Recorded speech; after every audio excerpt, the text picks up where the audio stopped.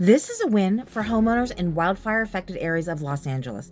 California has announced a 1-year ban on insurance companies canceling or non renewing policies for properties in neighborhoods like Pacific Palisades and areas near the Eaton fire. Well, what does this mean?